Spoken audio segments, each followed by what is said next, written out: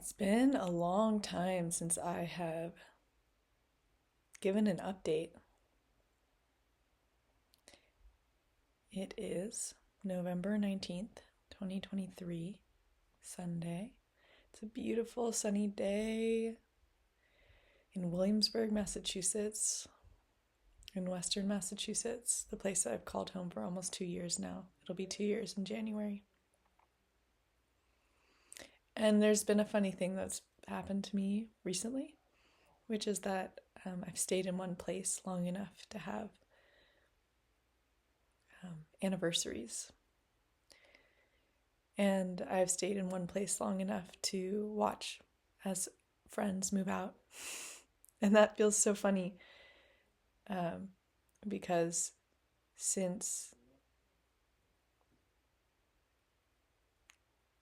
2016,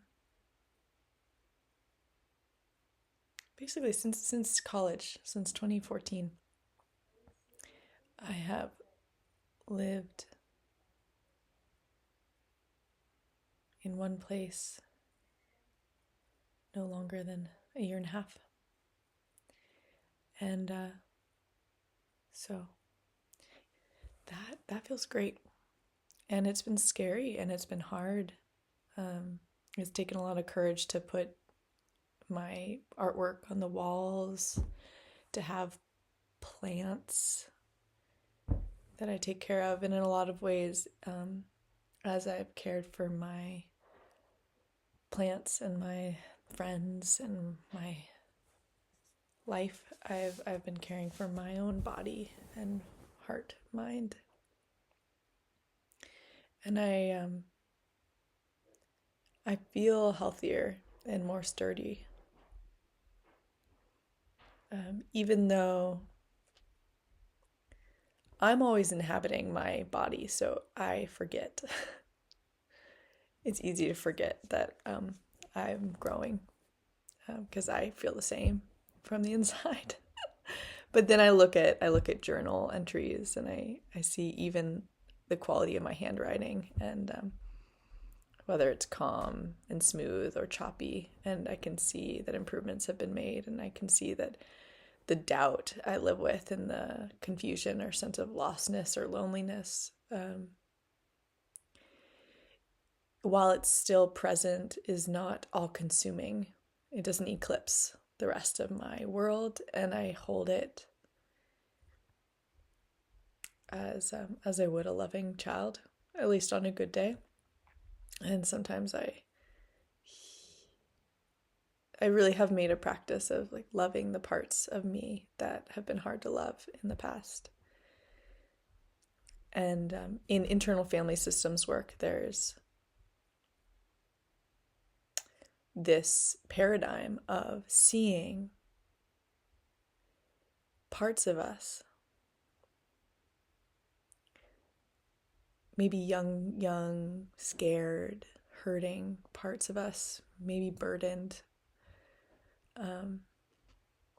as living beings that inhabit our bodies. It's not like voices the way you might think of the diagnosis of schizophrenia, not mental illness, but parts of our being that need love, care, and attention. And when we show up to be a mother, a father, a parent to these parts, a loving guardian of these parts, they often become allies. And we can give them a new job. So there's a part of me that's always thinking like, maybe there's something better out there, and maybe I should move out, and maybe I should date someone else, and that part is doing its job, but we can give it a new job. And so I'm finding that if I can hold that part long enough, if I can love it and welcome it fully, then I can give it a job of creativity, of making art, of connecting with people or connecting people to people, which I love to do. And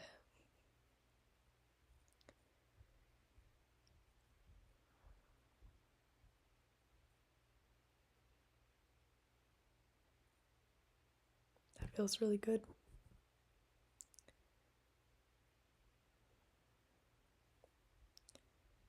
So there is a peace that I feel, and I can see it. I can see it on my face. I can see it in the ways that I interact with the world, and a sense of rightness.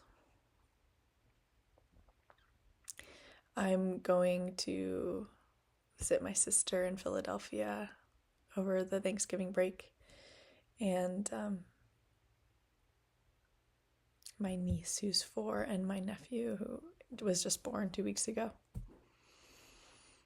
and my brother-in-law. My mom will be there too.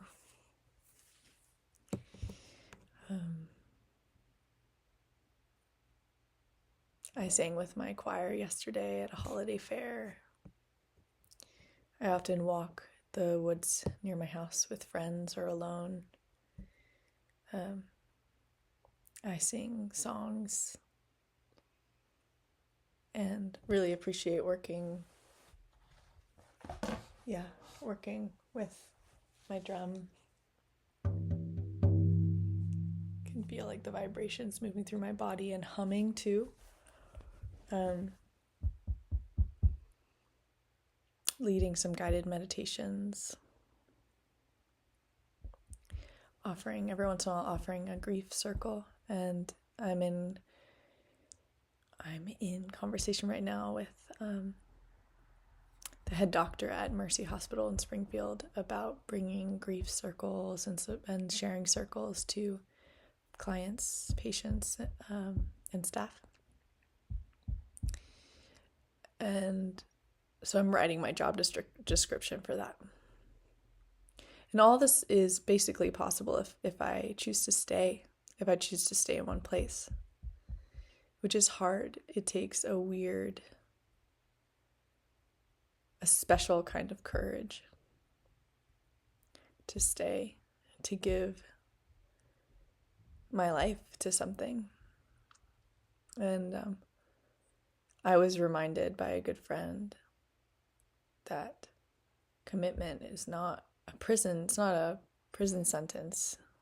You're not trapped. You can always change your mind. And so I'm comforted by that. And in the meantime, I'm committed to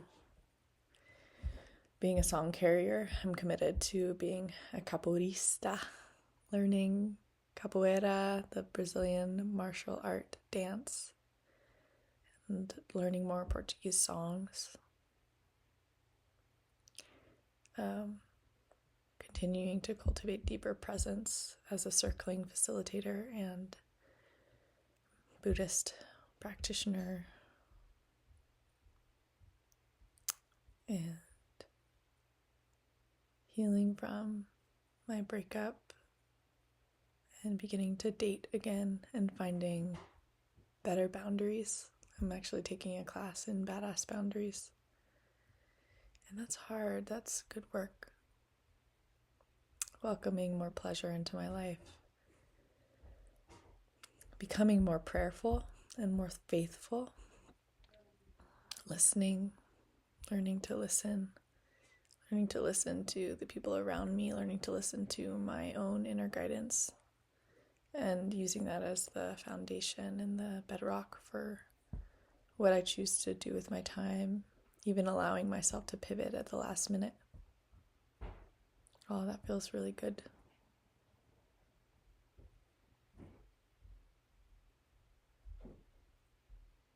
Making music with my friend Matthew. So grateful for their friendship. Doing peer-to-peer sessions with my friend who's a professional cuddler. Learning the wheel of consent and the 3-minute game, which I hope to share with more people.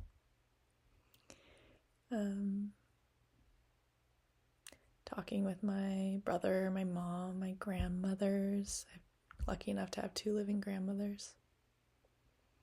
Yeah, feeling good. And I'm surprised. I'm surprised to realize, like, oh, I'm feeling good. This Sunday is free. I don't feel anxious about it. I don't feel like, oh no, what am I going to do to fill the time? It's like, oh yes, what am I going to do with this beautiful day? I feel excited about that. I feel excited about this shift that I feel like has snuck up on me so unexpectedly. Right in the midst of me thinking that everything's wrong and that I've made so many mistakes that I'll never bounce back from, and actually feeling like this is good, this is working, I am making progress, I'm trusting myself more.